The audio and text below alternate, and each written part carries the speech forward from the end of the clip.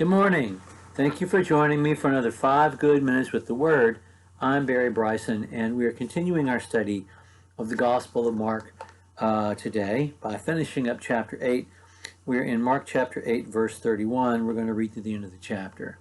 Now, yesterday, when we were together, Peter made his famous confession that Jesus is the Christ at Caesarea Philippi. Immediately upon receiving this answer and knowing that they are all clear about the fact that he is the Messiah, he begins to tell them what that means. So let's read verse 31 through 38. He began to teach them that the Son of Man must suffer many things and be rejected by the elders and the chief priests and the scribes and be killed, and after 3 days rise again. And he was stating the matter plainly to them. And Peter took him aside and began to rebuke him. But turning around and seeing his disciples, he rebuked Peter and said, "Get behind me, Satan. You are not setting your mind on God's interests, but man's."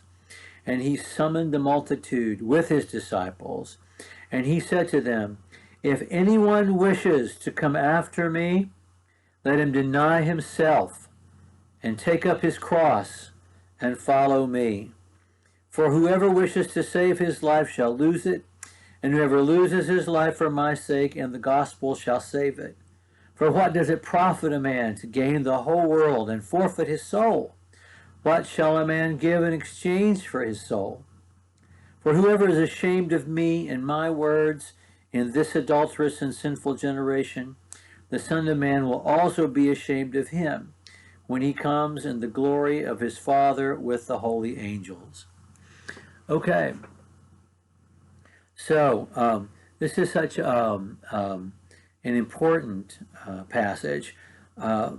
Jesus immediately wants them to understand what it means to be the Messiah. Okay, I'm the Messiah, but do you know what that means? And Jesus begins to explain this to them, and he repeats it. In the coming chapters, he's going to repeat it 3 times, just this plainly. And it says right there in the text, he was speaking to them plainly. And we see, this is what's going to happen to me. I'm going to go to Jerusalem. I'm going to suffer many things there. The leaders there are going to reject me. I'm going to be executed. And on the 3rd day, I'm going to rise from the dead. This is what's about to happen. He's told them plainly, and yet, when it does happen, they are all taken by surprise by it, and they are unprepared for it. That in itself is an enormous lesson in listening. It's just stopping and listening to what Jesus is saying, what the Word says, and what the Word says plainly, because those things that pertain to life and godliness are communicated to us plainly. Nobody has to solve the puzzle. Nobody has to write a 200-page book to explain one simple truth. It can be stated in a sentence without a comma in it if it's necessary for us to be baptized. For us to be saved. And Jesus is stating matters plainly. This is what I'm going to do. And Peter, and as we said yesterday, although in Mark's gospel the confession is the shortest account, in Mark's gospel, the "Get behind me, Satan," is in some ways the longest and most detailed account. Peter's taking Jesus off by himself, almost like, there are the disciples, then the apostles, then there's 3, Peter, James, and John, and then there's me, and like he's appointing himself special consigliere to Jesus or something, and he rebukes him. This is not the only time Jesus gets rebuked by a disciple. Martha rebukes Jesus, maybe on a couple of occasions, I don't know. Once clearly, but he rebukes Jesus, and he rebukes Jesus about God's plan of salvation. This is not the way it's going to happen. Objecting to God's plan, and Jesus understands that they have an audience. And so he very publicly as he can, because he ends up calling together not just his apostles or his disciples, but the crowds that were there too, and speaking to them. He says, "Get behind me, Satan." I've often wondered if Jesus is not just talking to Peter, but to Satan himself, who is causing Jesus heartache in his own group of apostles by encouraging these thoughts. I don't know.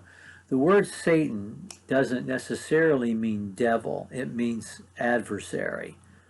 You know, I just said that my Father revealed something special to you, but now you're my adversary. And he is setting himself up as Jesus' adversary, rebuking Jesus and saying that's not the plan, when it very clearly is God's eternal plan. And then he says these things that are not jarring, sufficiently jarring to our own ears. He said, if you want to follow me, you have to take up your cross. And Luke says daily, in Luke's account, Luke 9, take up your cross and follow me. It's an image for which they would not have been in any way prepared. Death on the cross was a torturous death. It was reserved for the worst criminals. A Roman citizen could not be crucified. It was shameful, it was painful, it was awful, it was the worst that could happen to you. And Jesus said, if you're going to be my follower, you've got to hoist up that crossbeam on your shoulders and be prepared to carry it and be prepared to die. Or you're not prepared to be my disciple. But then again, if you're not prepared, you'll lose everything else. And what would you give in exchange for your soul? What profit do you have if you live to be 100 years old and have a prosperous and pampered life, and then you don't go to eternity to be with the Lord? How is that a good thing? This is the best thing you can do for yourself, is to take up your cross daily and follow me. If you seek to save your life, you're going to lose it. But if you lose your life for my sake and the Gospels, and here we have the introduction of that word, and the good news, and the Gospels, then you'll save it. And he says, don't be ashamed of me. Paul's going to say that in 1 Timothy, and it's hard for me to read it when anybody says it, because you know that he felt it in his heart. Don't be ashamed of me. If you're ashamed of me and my words, I'll be ashamed of you when the Father comes in glory with his holy angels. Okay. Well, thank you so much. We're going to pick up with chapter 9, verse 1 tomorrow. Thank you for joining me for another 5 good minutes with the Word.